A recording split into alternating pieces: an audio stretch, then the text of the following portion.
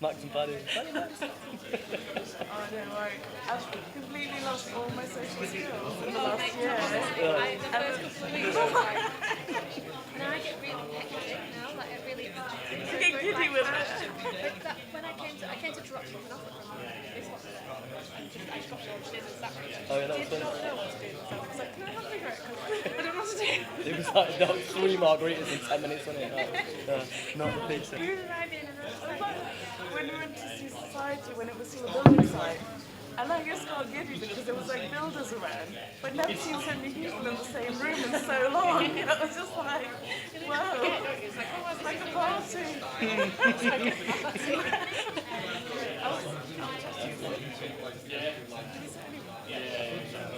I don't know why everyone's gone over there when we were all. That's like quite a lot. Sit behind me. Should be an alternative panel in there. So I can look at it.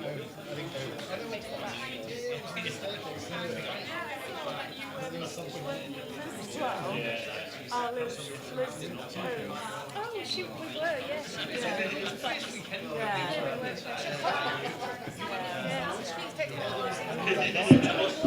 never make it that far out of town. I was also like, how are you working at Portland? I've never had you bring me any pastries. Excuse me. Yeah. Anyway, I'll catch up with you soon. Are you sharing the Yeah, happy days. What show Mike's there? I think we'll share it. I've not been able to taste anything today, by the way. No, I'm joking. You've got me with that. Yeah, I have it there. It's there. Have you?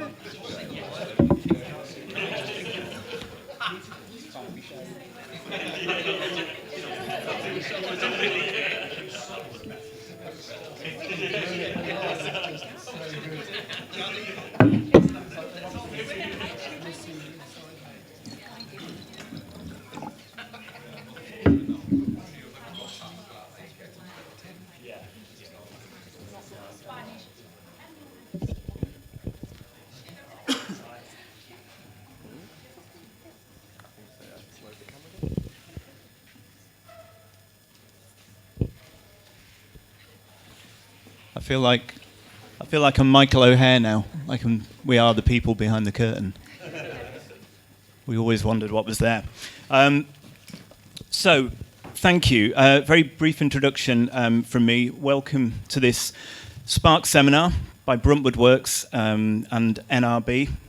We're very pleased that you've all been able to turn up.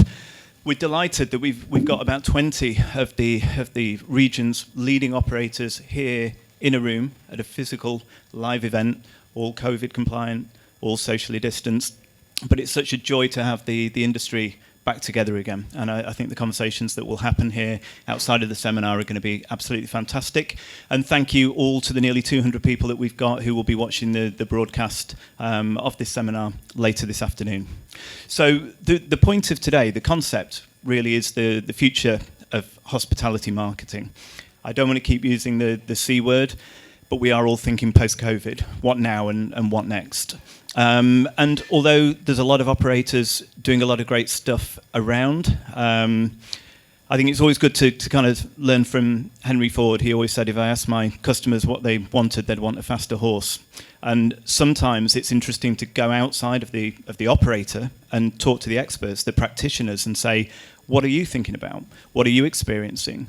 What lessons can you bring? It's just a slightly different prism, really, rather than always referring back to our peer group. So we have a panel here, which we will come to very shortly, which I think are 3 people who are all absolutely best in class. They're all leading from the front. They're all doing fantastic things in different sectors of hospitality marketing across the region. I'm proud to say that 2 of them are first-timers on panels. So you are going to be hearing true thought leadership, not something that you've heard at 10 different seminars and events already, which is always quite a wonderful thing.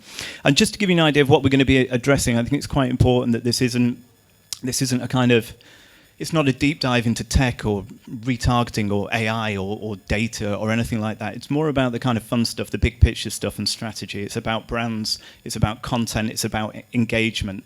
And we're not top line and generalist, as I say. The people here, they're actually here in the north doing it in the region with some of the top hospitality operators. So I think they can bring that real life experience and real granularity of kind of insight, which should be great.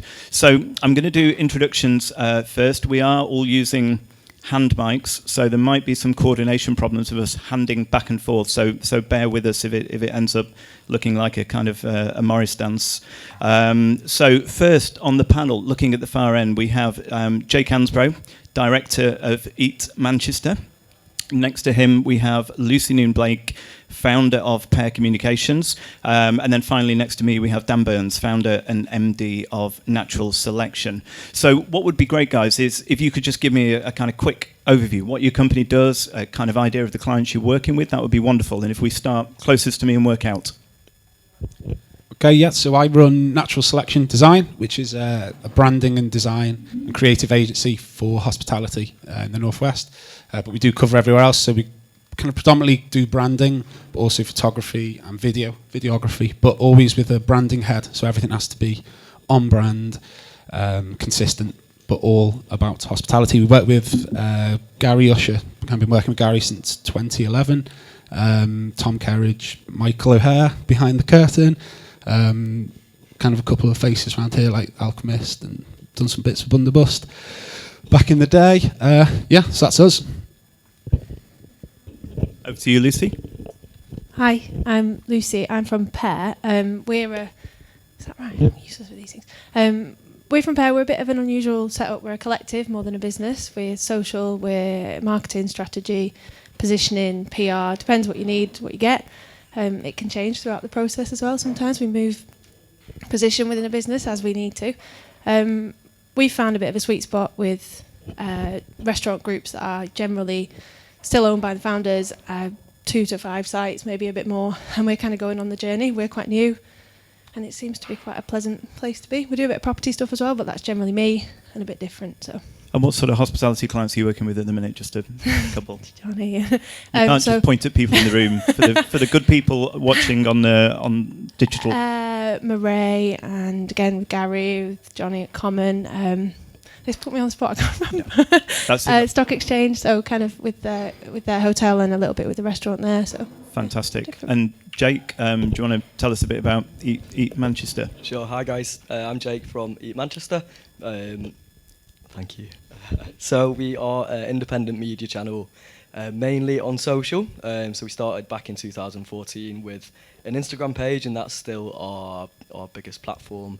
Last year we recently moved into a website where we do a bit more deep, more thoughtful articles, looking to grow out that media side of the brand a little bit further.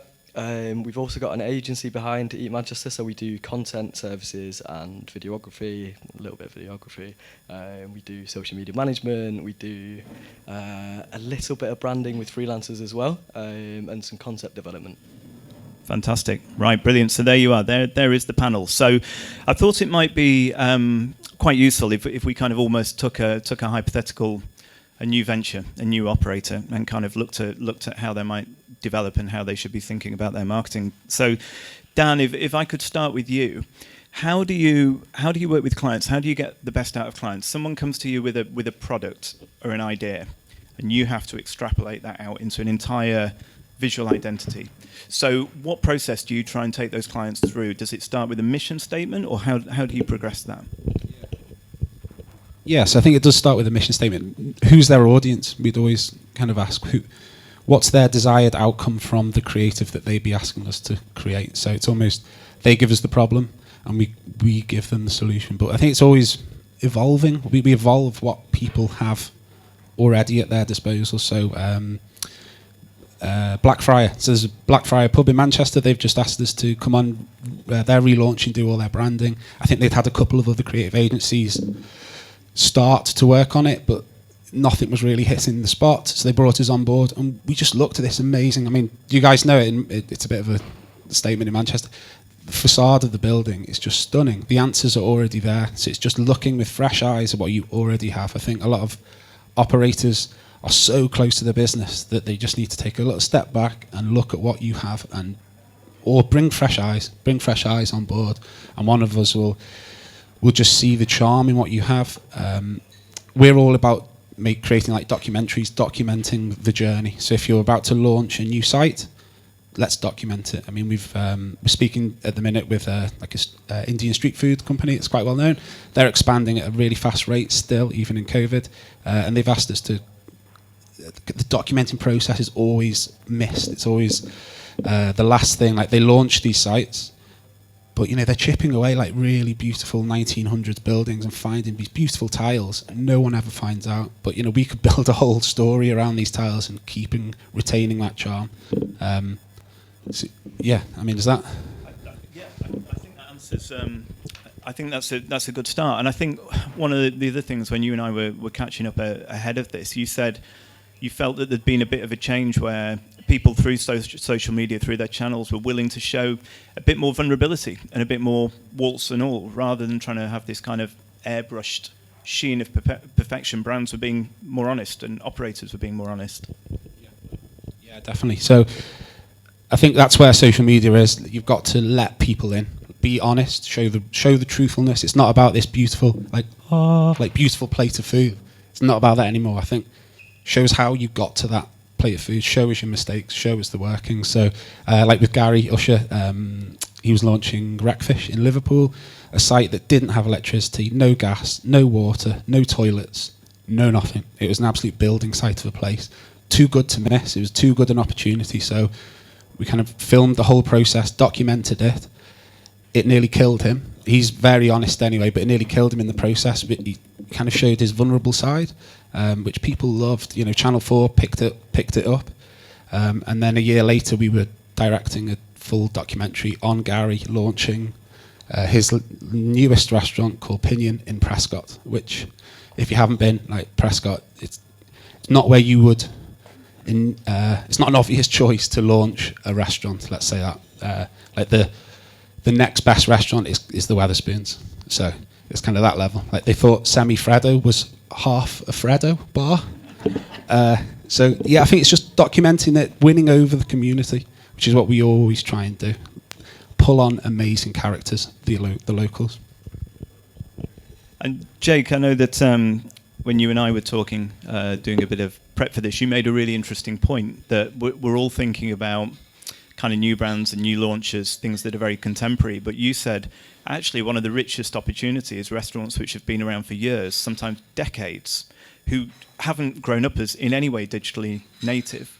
And they have a kind of untapped reservoir of stories and authenticity that really they need to be kind of bringing out there and putting out there through channels. So tell us about that, your kind of thoughts on that. Yeah, 100%. It's there's all sorts of places in Manchester that we've still not covered yet, and we're looking to.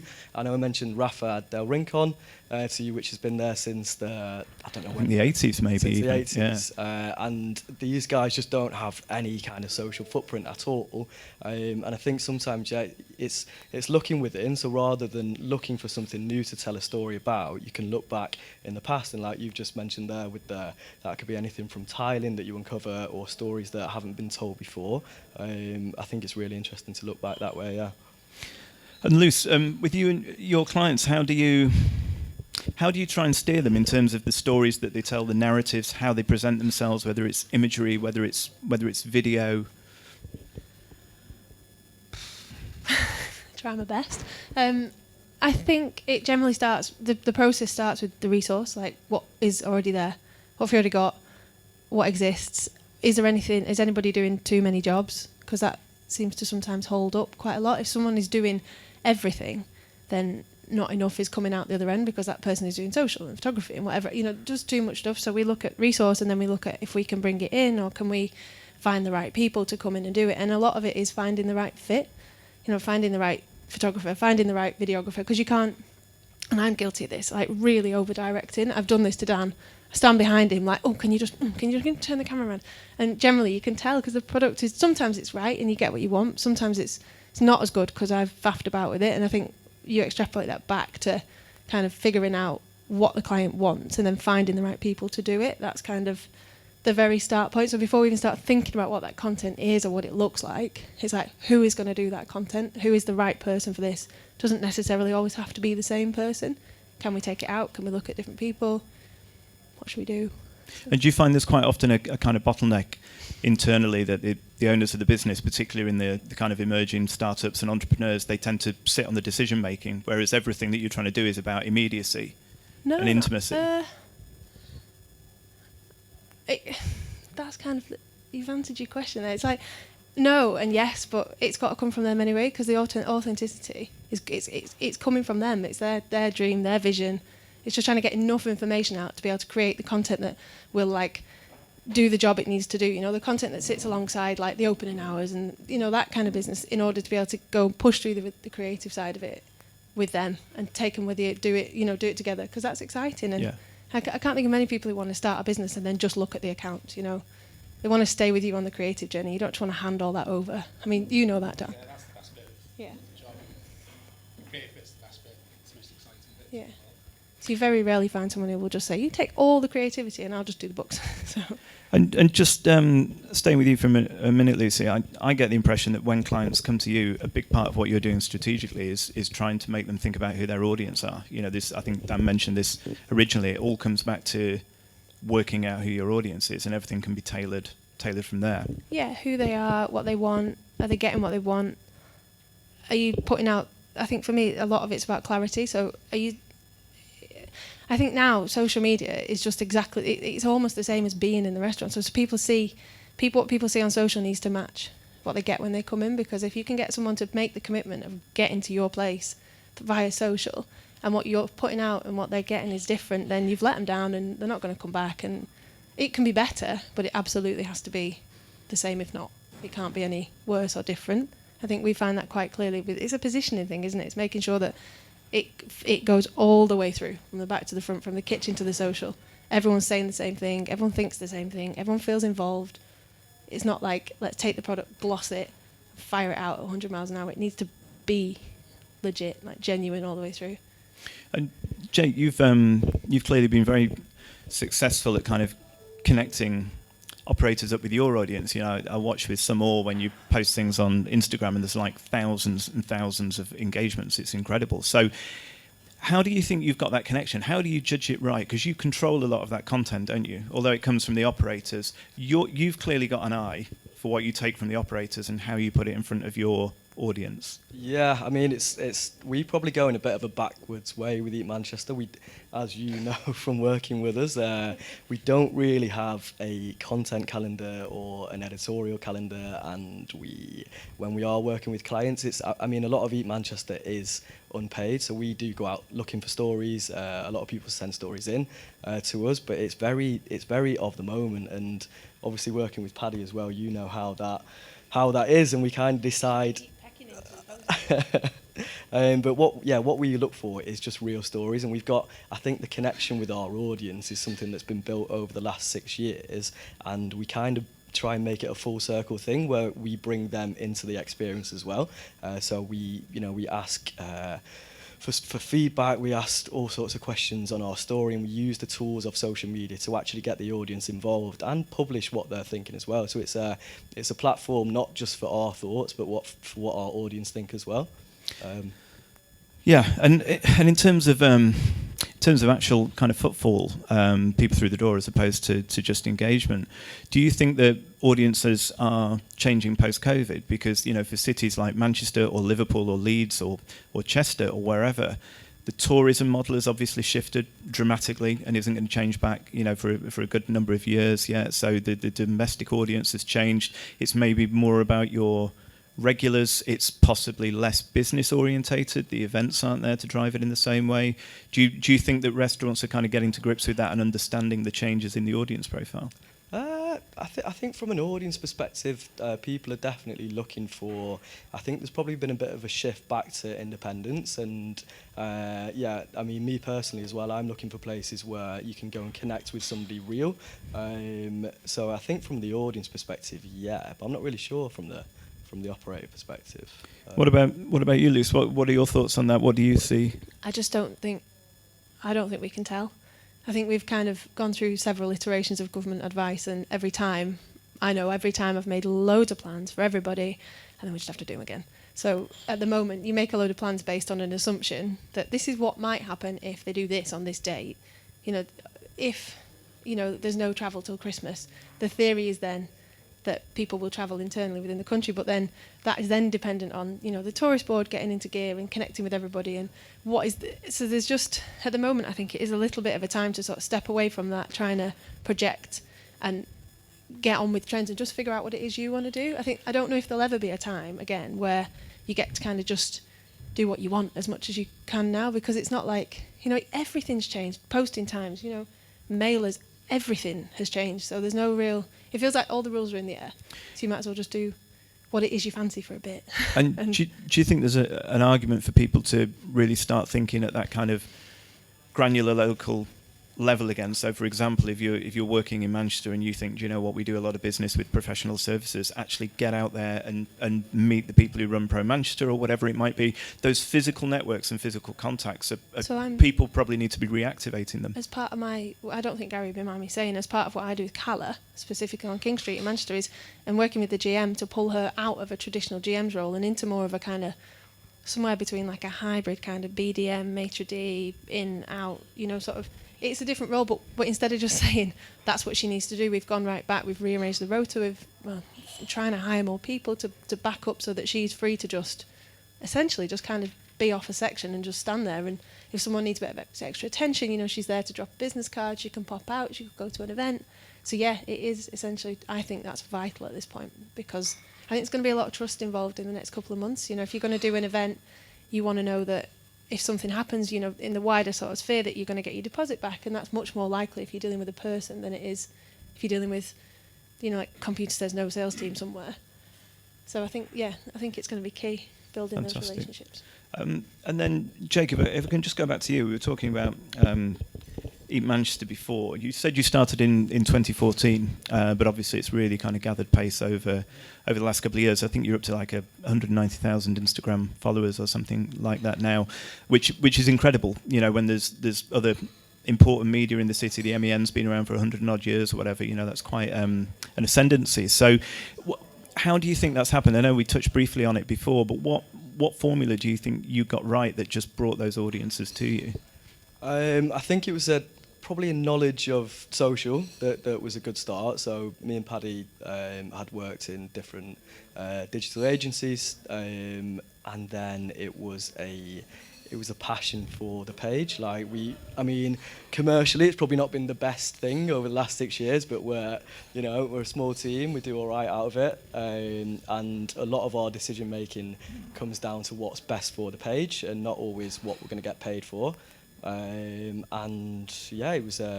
It's I think compared to traditional media, obviously with social, it's just so quick. So we want to make sure that at new openings we're the first there. If there's anything going on, we can be completely reactive to it, and I think that is something that our audience really value. Yeah. And obviously a big part of what you do and other media like Manchester's Finest as well is obviously lead with video as well. You put out a fantastic volume and quality of video content. And Dan, coming back to you, I know we all talk about it and we all say it's all about video, which it is. That is what tends to get the traction. But how easy is it for small operators, indie operators, to actually try and get out consistent quality of video? They can't all work with you. What options do they have? Can it be rough and ready? Or do they need a big agency? So they should be using natural selection design. No, I think Instagram stories, perfect. It's the rougher the better, I think, for stories. As long as it is a story with a start, a middle and an end, I think there's absolutely no issue with using your phones. I mean, Eat Manchester, we were talking before, it's predominantly phone photo led. And we've done how to take a good picture of food with your phone masterclass, me and Lucy. But I think what we always try and do is go at it with a bit more of a cinematic head. So we try and create beautiful content, great content that will stop people in their scroll. And that's the aim of the game. There's so much content being created. How do you make it? How do you stop someone in their tracks, get them to watch it straight away? So yeah, I think they can do it themselves. I think definitely the phones are amazing for that. It's definitely Instagram. I mean, TikTok is something not into, but I think brands should be looking at how can they create that content. I think what we always try and do is, so if we were documenting a new site launch somewhere, we'd be doing a 2 or 3 minute video, deep dive video into it. From that, you do a 1 minute trailer. From that, we'd get photos, full photo shoot as well. We get artwork for A-boards, GIFs. The list goes on. It's just from one piece of content creation, we're looking at creating about 15 outputs that can then go across all their social medias. I think it's really important that you it's in the brief as well. Like it's a really dangerous game of like getting someone in to do a video and just letting them do a video. Like you have to tell them what you want it to do, where it's going to go, quite specifically. Like, is it going on Instagram, Facebook? Because the dimension, everything's different about where it goes, and not everybody has a full marketing team who know all this stuff. Like, so you guys, I mean, my lists are endless, aren't they? Like, I need, this is the output I want, this is where it's going to go. Seriously endless. But what I would say is, it's invest where you can. Like, if you can invest in one amazing piece of content and then squeeze every last inch of it, amazing. And then around that, you can wrap stories and, something a little bit more casual and a little bit more kind of, nobody minds the odd portrait mode. It does the job, certainly, for like, if it's in the middle of some really great, well put together content, but it's an investment now. Your content is an investment. It's like having like dirty menus or crap windows. It's the same, really, I think, now. Yeah, and we find we get brought on quite a lot to do. So if there's a restaurant doing a cook-off to train up their staff, they'll bring us in. It's not that expensive to bring us in, and we'll do a full photo shoot there. Kill two birds with one stone. People love behind the scenes. Like I say, it's not about that final beautiful shot. I want to know, and the customers want to know, how did you get there? Show us your mistakes. And I think when you look at the operators who are really successful, they're an open book. They're not hiding anything. Probably just moving on slightly from content to actually getting that content out there. I always think one of the toughest decisions, and this is probably a question to all of you really, is how to split or how to direct the content that you are producing, because there are so many platforms or media out there now. Obviously, Eat Manchester, Manchester's Finest, the MEN, Manchester's Confidential, Taste of Manchester, the list goes on. I Love Manchester, and Leeds is pretty much the same. Independent Life, Leeds Confidential, Yorkshire Evening Post. It's quite difficult to even think about where you send the content there, but then you also have to think about your own channels, your own data that you actively control, and then use the generated content as well. Whether that's getting influencers in or whether that's kind of getting people to write reviews. How do you think you should split your time? Because it just seems almost over-facing, really, particularly for a smaller operator with limited resource. I think when it comes to like the first bit of that about what to do with your budget, if you're going to work with media, I think gone are the days where you're being held to like massive long contracts with one outlet.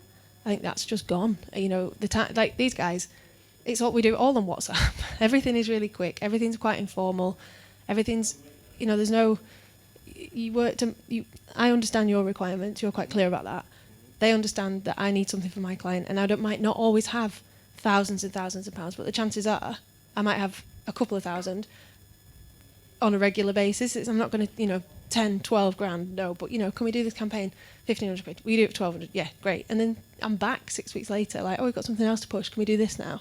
So I think that kind of agility and understanding that, not everybody's ready to spend these massive budgets, and not everybody's got a year's worth of planning done, where they know they've got this, and this. So it's almost more reactive and kind of project-based rather than retainer? I wouldn't say as much reactive, but more that, the sort of like new wave media certainly much more willing to sort of take a smaller budget and do something great with it, as opposed to demanding a massive fee and it having to be managed over a process and trying to find content to put into a fee that you've already agreed, as opposed to saying, right, well, we've got littler things that we can go along with. Am I making sense? No, absolutely.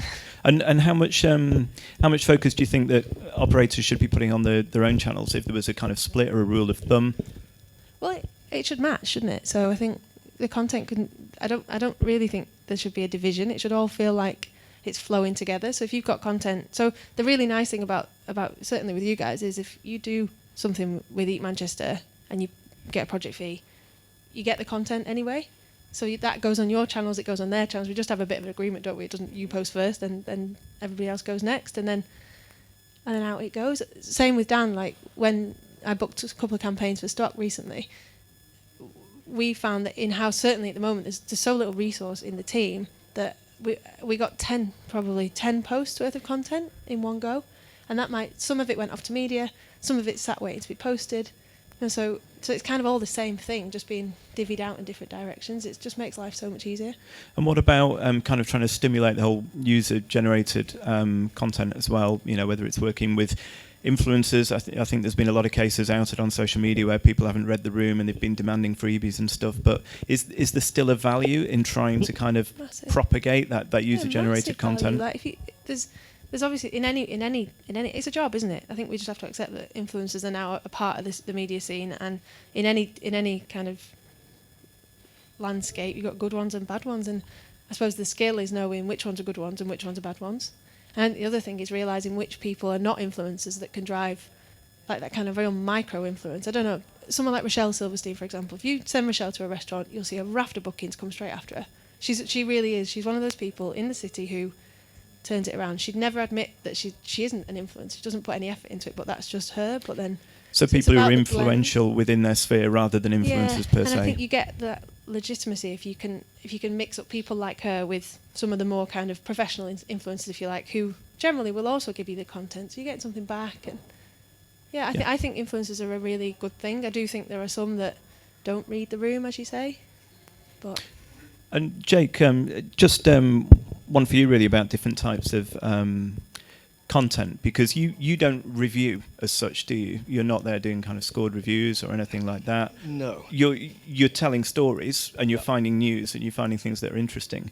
I think there's always a debate going on about whether reviews still matter, and particularly in London, I sometimes see it come out that they feel critics almost don't have the impact that they once did. But I don't know. Up here, it still feels like critics do matter, and a good review does matter, and there's probably room for both types of content or value in both types. Yeah, I think there's definitely room for both, and I think critics are much more, I don't know, I think more traditional, and we've found ourselves in the position a few times where, you know, we have been invited out for something and we've gone for a meal for free, and it's not been great, and we've never been the sort of people that would want to out that or talk about that. So we come at it from kind of a positive perspective, but then a lot of the time our stuff is about storytelling as well. So it's not necessarily about the food. We want to know about the people behind certain projects and the passion and where their story came from, rather than actually being about the food. And I think we kind of cross over into culture a little bit more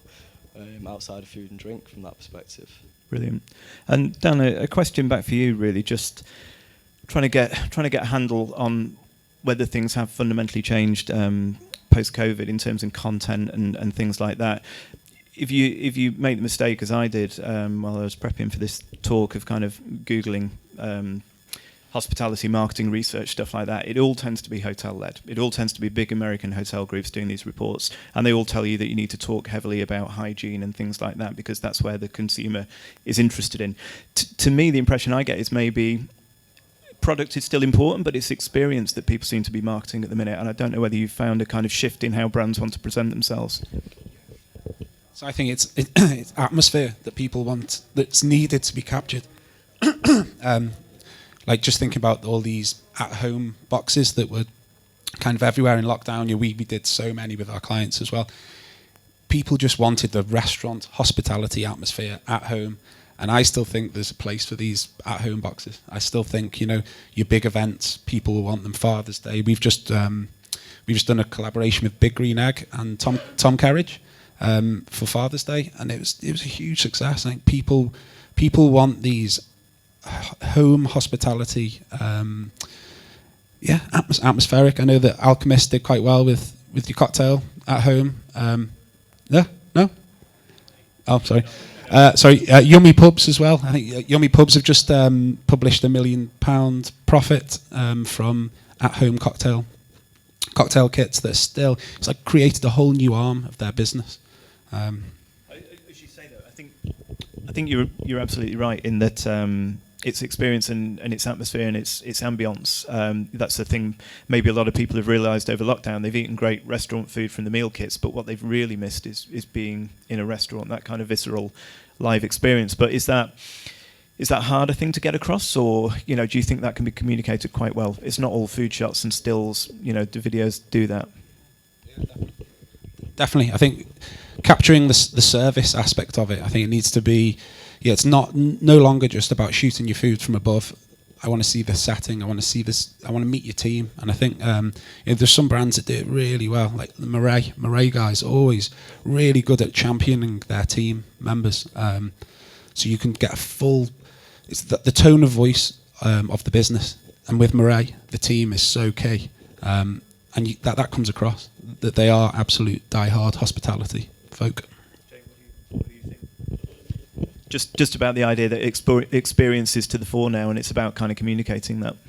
Yeah, again, I think it's people have missed that, haven't they? That we've had 18 months without that, however long it's been, and I think you're completely right. Yeah, people want to deal with people, so telling the stories of everybody behind that, like you kind of catch that passion for it. And Lucy, one of the things that I've kind of picked up on, which I know you're a big believer in as well, is that this is probably the time to for everyone to reach out and work together a little bit, for partnerships, and for connecting and working outside of just your own operation. It feels like we're kind of all in it together, and we'll all be stronger together. And it's all about growing the market and growing the consumer confidence, not fighting our own little battles. Well, look at Freight Island. Like, that's unreal, isn't it? That's just the biggest. I can't see that 5 years ago someone had said all these people are going to be in the same place, essentially with the same market of people in front of that. It just wouldn't have seemed conceivable, would it? But now, like people collaborate. The whole lockdown thing, I was involved in the Eat Well process, and I've never seen anything like it. Like, you sat there on a Zoom with like 40 people. Oh my God, this is amazing. Like, how's this happened? And I think everybody might have remembered how nice it is to all be kind of there together and friends and supportive and helpful. And yes, it's a small city, but there's room for everybody, isn't there? Yeah, there is, and I think we all benefit from the uplift. Whether whether it's Liverpool pulling more visitors in, or whether it's a district of Liverpool pulling more visitors in, everyone's going to band together. It does feel like it's maybe broken down a few boundaries, having gone through this ordeal over the last 12 months together. And even outside of other operators, as I said before, people seem to be talking to the council more, talking to Visit Manchester or Visit Liverpool more. They want to get involved in things. They want to be part of journalist fam trips. They're just looking outside of their own kind of kitchen and their own operation, and I think that's a positive. Yeah, definitely. I think people are just much more collaborative, much more kind of open to new things. I've worked with a few people who swore blind that they would never, ever, ever do anything outside of the four walls of their restaurant, and now they're running box empires. And quite happily fallen on that and said, yep, I would admit that to anybody. I said we'd never do it. Now we're doing it. We're making a fortune. It's great. Fantastic. Moving on to some of the kind of nuts and bolts, really, the thing that I think most operators are probably interested in, and the answer is going to be different for all three of you. Easier for some because it's numbers, less easy for others. It's more intangible. What does success look like? How and when do you know that you've been successful for a client? And what do they expect? Or maybe what should they be looking at? If we come to you first, Dan. Yes, I think success is hard to gauge, but I think bums on seats is the obvious answer. We always try, and it's easy to open a restaurant. Everyone wants to go to the new place, but it's getting people back. So I think we would just say create amazing content, keep creating amazing, relevant content to get people back in the doors once they've visited. They want to visit over and over again. Offer yourself up to them on a plate, be honest. I think it'll turn into success. You can champion your team members, find someone in the business, elevate them, and let them show their honesty, and it'll be a success. Is it also for you guys, that you've absolutely kind of nailed a brand or a creative when it sustains, and when they keep evolving it and tweaking it and developing it, but you see it kind of grow and spread, take on a life of its own? We never see a video campaign as an end product. It can always evolve. That's why we're called Natural Selection. Everything evolves. The products evolve. The videos evolve. And it's just all about coming back. We'll come back. We'll keep coming back. We know your business inside and out. So it's about evolving your offering, but keeping that tone of voice solid on the brand, what it is. And Lucy, well, what about you? What do your clients look for, or what do you look to deliver for your clients? How do you know that you've done a good job? They tell me if I'm not doing a good job. Well, that's a good cider. Yeah. It's different with everybody because, like I say, we do different thing for everyone. But I think the best thing is when you start to feel like you're in house, when you kind of know the systems, you start to know the personalities. And the best one is always when somebody who you don't work with on a day-to-day basis. It's generally like the restaurant managers or the bar team or something. They say, "Oh, do you know what does work here?" That's generally when I feel like you've hit the sweet spot. When like, are you not always here? You're here quite a lot. Like that's always feels. That's great because it means you're getting a bit of a connection with everybody. But yeah, it is completely different with everybody, and it changes. Like I say, the deliverables change on a sometimes monthly basis. So, no straight answer to that. Sorry.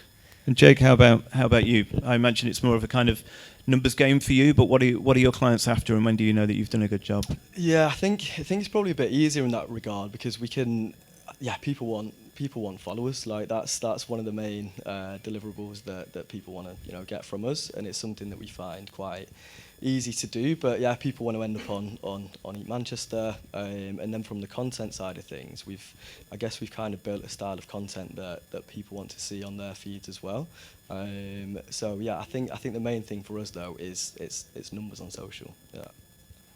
And just staying with you for a minute, Jake, we'll work our way back around the panel.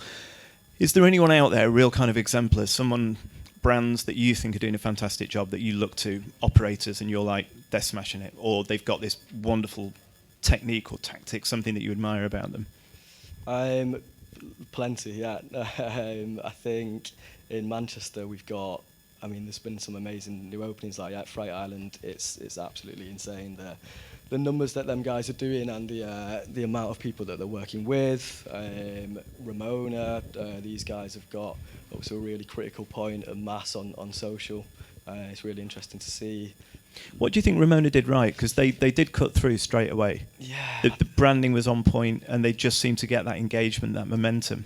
I think first of all, product is really good. The people behind it that are involved in it are obviously really experienced and esteemed operators. I think it was a timing thing as well. It was at a point when people were really looking for something that was new. It was in a completely new place. It was a product that was brand new to Manchester and something that had hit like crazy trends in other parts of the world.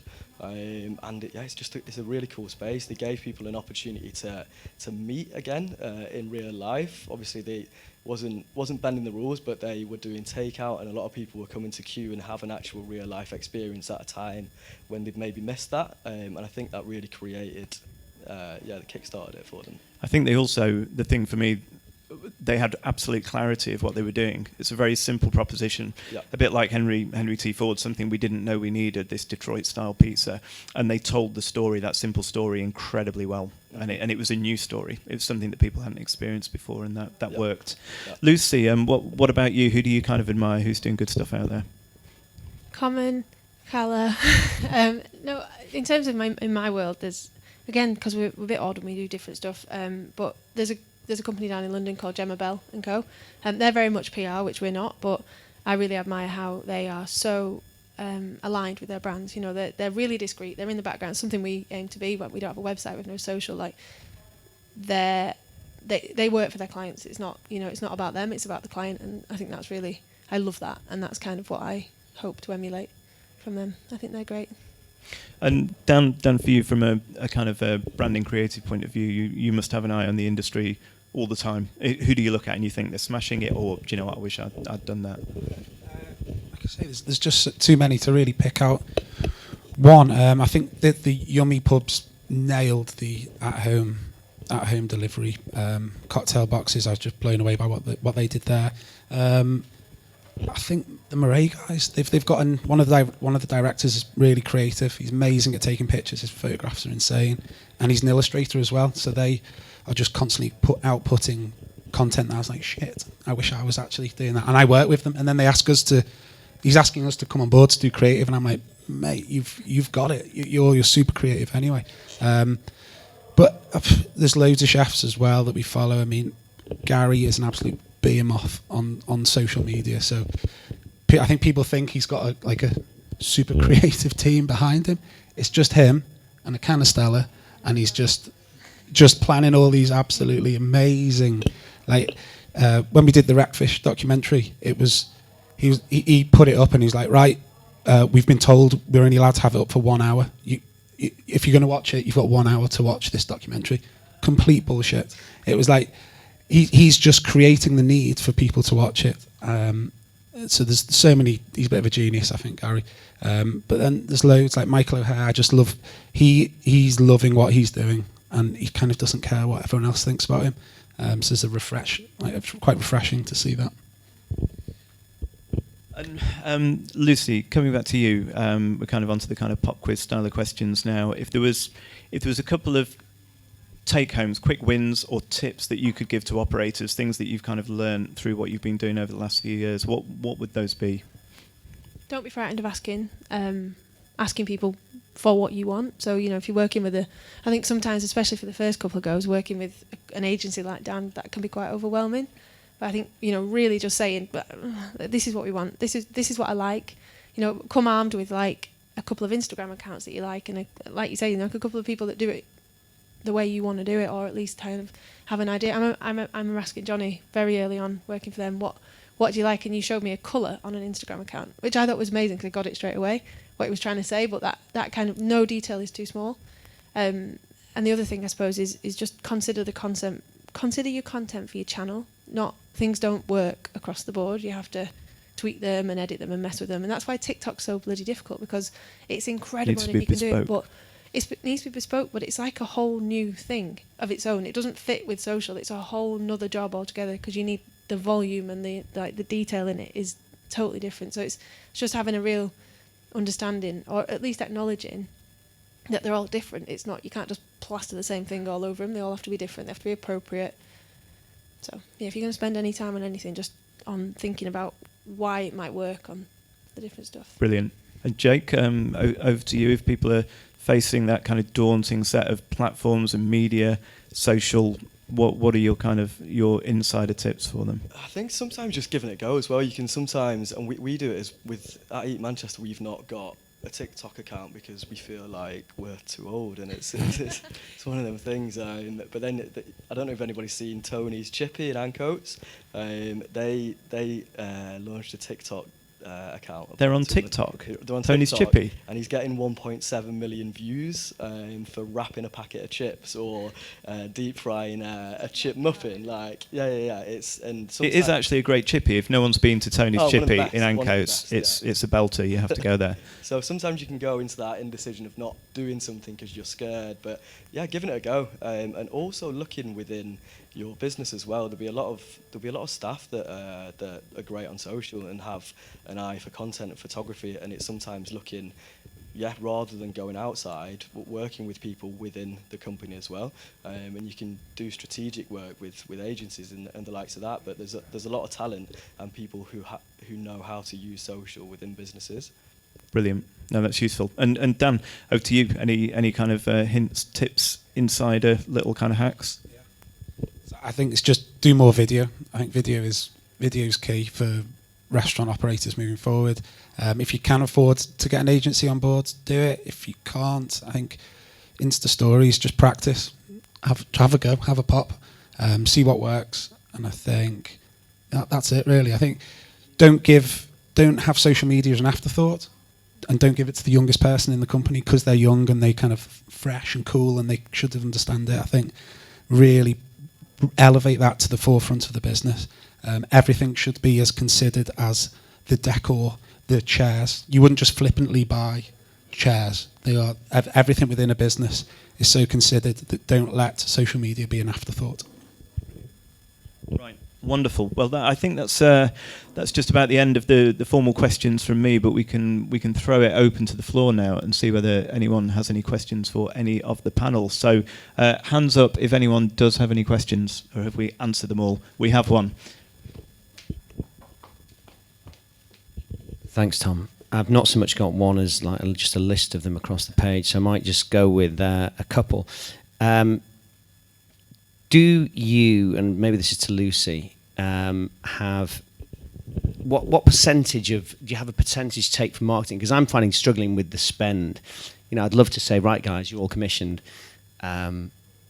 but I'm just being realistic, especially post-COVID and the pandemic and how much cash we've got to spend. So what is there a benchmark that you'd say, a percentage-wise you have to spend? No, no, because I think it depends what you consider marketing. Some people consider that, the menus marketing. Some people consider just social marketing. So again, I think it'd be a good idea to frame up maybe what you think marketing is and knock it about between the team a little bit. But something that I think works particularly well in that situation, if you don't know what you want to spend and you don't know which position it is in the business, it's like campaigns. So think of it as campaigns, like what are the next 6 things that are going to happen? Maybe like break them down, put them in a list, put the big 2 at the top. They're the ones that you would, if you had all the money in the world, that's where you'd put it. And I would base this on what you're going to get back out of it.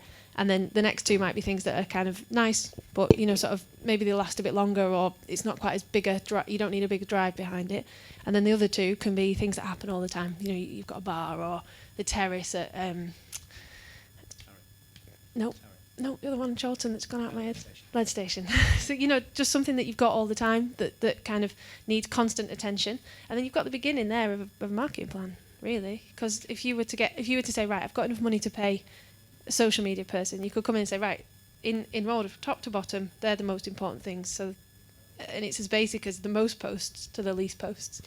Okay, thanks. And a couple of more questions then. One is on email. You mentioned email as was the only time that anyone's mentioned email today. And I constantly get, spam saying, concentrate on your emails, your email lists. And I don't think we do it particularly well. Is it still relevant? And the final one is, do accolades still matter? So you mentioned reviews, and does it matter if you have an accolade? I know Simon obviously has a bib. Do they still matter? Or is it all about just what you're saying immediately, which is kind of disposable? I think it's personal. I think, obviously it feels great for a company. I imagine to Simon's team, it feels wonderful. It's more holistic, isn't it? Like, do they attract the best calibre of staff? So is it worth doing because of that? It's taking marketing away from being a silo in the business and making it into the reason of the business, which I think it should be, really. Like, it's everything, isn't it? Marketing is whether the front door is clean, because people either won't come in or won't come back, which is essentially all you're trying to do is drive people through the doors. I disagree with the bums on seats thing, but I can never really explain why I do. But it is driving people through the doors, isn't it? So I think it just depends what kind of business you are and how else you attract staff, and whether or not you want, do you need high quality staff, or are you all right with having sort of the sort of slightly more student population that are going to come and go? And so I think it's all relative. To the email question, I don't know. I think it's good supporting information when you're doing something else. I'm not sure if it's the best place for your energy all the time. I don't know. Yeah, I think specifically to the email one, I think it's definitely not dead. I don't know what sort of email list you've got, or you collect them, or is it through Wi-Fi or something like that you?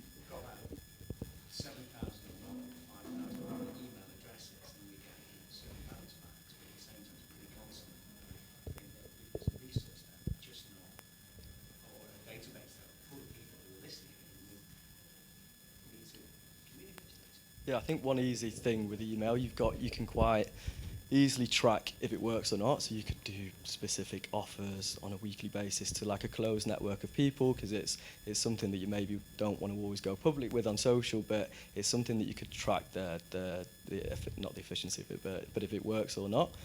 So yeah, I think it's one of them. Email's cheap as well, isn't it? It's not like you have to go out there and spend loads of money on creating content for it. It can literally just be all words. So I think it's probably something that would be quite easy to do in-house as well. So I think also with email, it's probably, we're getting back to the issue of segmentation and data cleaning and some of the things which we didn't address today. You're absolutely right. It probably could be a separate seminar all on its own. But I think that's where you have to really think about things like audience segmentation. That's how you make email sing a little bit more. It does take some serious investment to get the best out of it, I would say. Does that answer you for now, Yeah, Nick? D&D seem to email us daily. I don't know if you're on D&D's email list.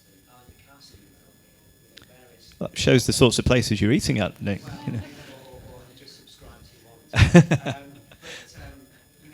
I don't get it from comment, for example. And what I mean? So who's cool, and are they cool because they're not doing it, or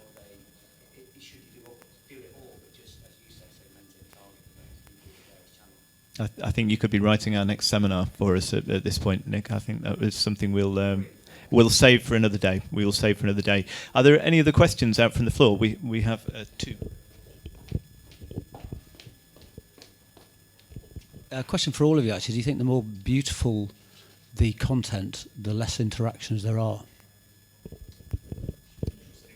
That's something me and Dan spoke about before, and with Eat Manchester, we've always struggled with we've put some and created some really beautiful videos, and it doesn't, for some reason, it doesn't work. The stuff on Eat Manchester that tends to work is the more reactive stuff. It's the stuff that we literally get on our phones within a few minutes. So for us, yeah, that sort of content doesn't massively hit, and I think we see it with a few people that we work with as well. Yeah, it's for Eat Manchester, it's all phone photos, and that's what we do with a lot of our clients as well. But again, it's about the platform thing, I think. Like, the number of times I've sent beautifully put together shots to these two, and they can say, oh, we'll pop in a minute and take a picture, and that picture gets 8,000 likes, and they've refused my beautifully directed, edited. So I think it's about platform. Like, you wouldn't dream of putting a phone picture on a website. Well, I hope you wouldn't. But you know, it's about getting the content right for where it's going. I think that's a really, really important thing, because otherwise it can be a bit, I think, Instagram to the point now where you flick past it 'cause you think it's an ad. You know, it's a difficult. So, I mean, we create beautiful pictures of food, but I think mixed in with authentic, raw, honest content, people will stop scrolling. So I think it less about the beautiful shot from above of the plate, kind of all dressed and stylized.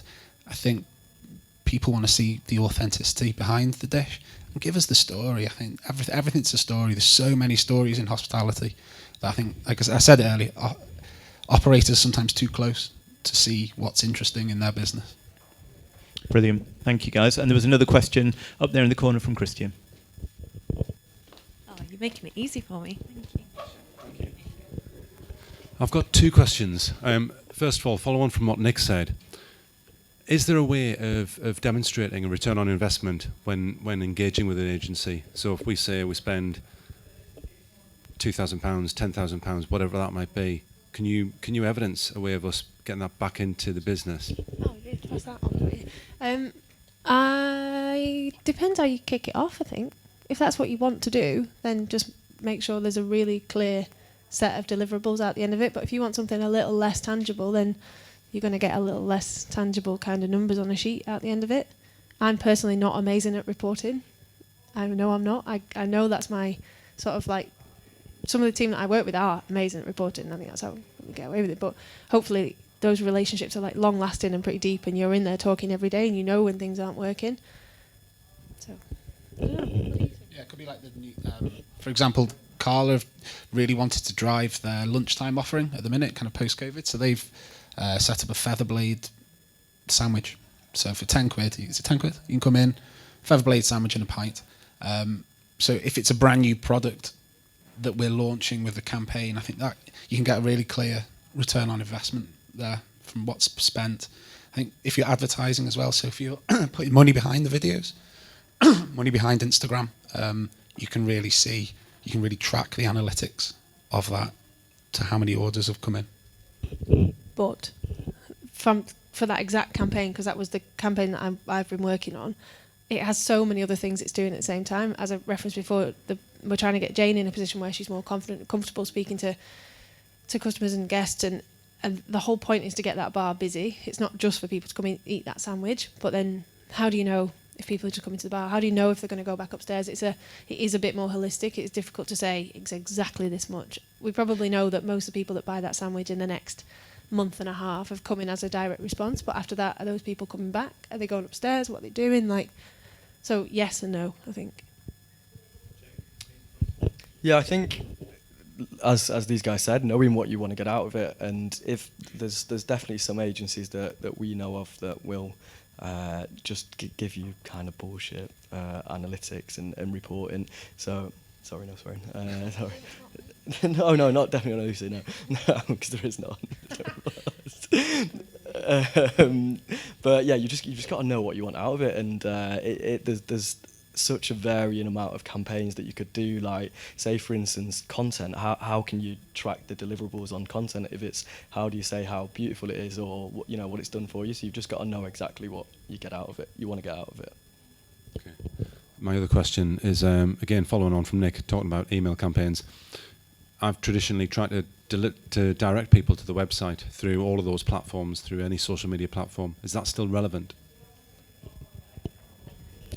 What do you want them to do with the website?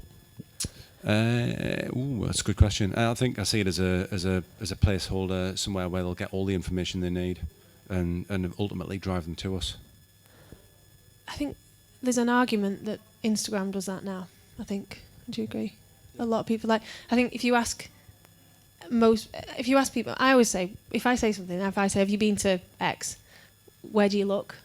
Like, do you Google it or do you go to Instagram? I know there is a bit of an age thing in this. I think it's about 30. They just go to Instagram.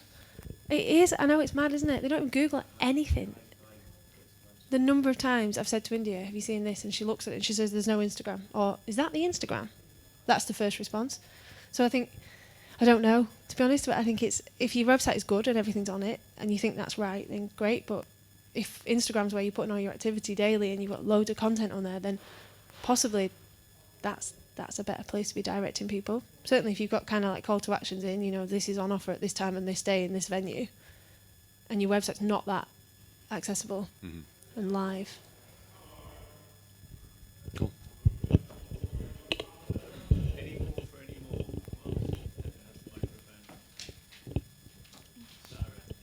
Hi, I have a question which links back to your first one, and it's for everyone really. How important are offers? We've steered clear of them. We don't do them. We never have done. Kind of, if you can get 3 for 2, why would you pay the full price? Kind of thinking. But are they important? Is it a path we should go down? I think it's one of them. Like, it's with GUI, for instance, we've never done any offers, and we're not against them. There's definitely a time and place for them, like weekday lunches, for instance, or places that are, that are going to be quiet at a certain point in time. But there's certain places we've seen in the past that run the risk of turning completely offer-led. But I think there's ways you can use offers through closed networks. So say, for instance, you didn't want to do it on social and go fully public with it, you could do it through an email list, and that's customers that might have been to you before, and you want to re-engage them guys rather than going completely public with it. So I don't think they're necessarily a bad thing at all. It's just choosing how you publish them. I would completely agree. Actually, totally agree with that, and I don't think anything's wrong. Like, certainly in the last year, I just don't think you can say anything is wrong anymore, because people have done things they never thought they'd do, and it's worked or it's not worked, and they've kind of had a bit of a go at it. I think added value is always better than discount. I think that's always one. But then there's always the massive success. I used to work for Paul there, and in January we did 50% off, and it was like Christmas again. Christmas lasted from like mid-November to the end of Jan, and everybody would be completely dead because we'd be literally back to back all month. And if you can keep that revenue coming in January, then who's to say that's wrong? And I think it's so specific to your business and what you want it to do and what you're trying to say. And I don't know. I think things like corkage. I think that's always a really nice one. Doing free corkage or £5 corkage on a Monday or a Tuesday. You're not giving anything away. You're attracting people in. It just depends how you, like Jake says, how you box it up and how you present it, I think. I'm totally agreeing. So it's just how it's worded. I think we've never been the agency to help promote half price discounts. I don't think that's what we've just never done it. It's not that we're against it, but I think you just got to tread carefully. I think with that, but for some sites they smash it and it works. I think it's how it's worded, how it's marketed, and then promoted. I think I would always look at adding value. So. Big kind of lockdown one. So all we do is hospitality. I was so worried about the business, about it going tits up. And I got a phone call from Tom Kerridge just saying that he's seen a problem that people were kind of questioning the cost of his sirloin steak at the Hand and Flowers. So which was for a 2-star. I didn't think it was too bad. How can we hit that head on? So we did this pasture to plate campaign, so documentary, a little mini kind of 3-minute documentary where you see the farmer raising the cow, giving it love. When the farm, he loved that cow. He bloody loved that cow. And then it went on to the abattoir, which we kind of handled in quite a delicate way. You know, the abattoir had this robotic arm that doted on the meat and like blew air on it, and it was moved around. And it's ridiculous. No one ever would have known the level of attention that went into that meat. And then when it went to the Hand and Flowers, how good the chefs are there. And that content is only available if you buy the steak. So if you order the steak, you get a QR code 3 minutes before it comes out. You watch a 3-minute video, and the video finishes with a waitress taking the steak out of the pass through the kitchen, and then they're waiting. After they finish the video, bang, they finished it. So what is your customer's worry? What's pissing them off? And then answer it head on with justification. It's about 76 quid, but it's a bloody good steak.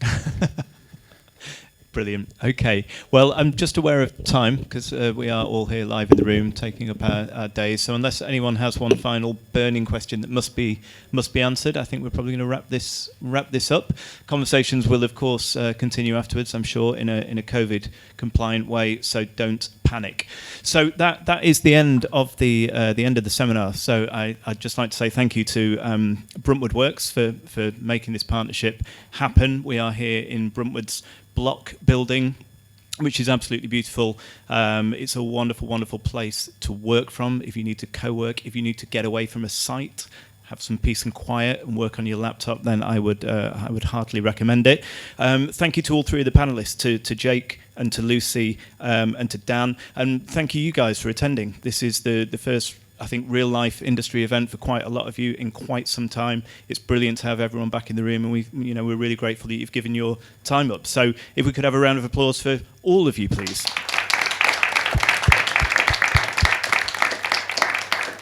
Goodbye also to those who are watching on digital. Hope you enjoyed. Look out for the next Spark seminar, which we will have coming up with Bruntwood Works. And at least some of us are now going to go off for COVID compliant drinks, because that's the joy of live events. Take care, guys. Bye. Thank you.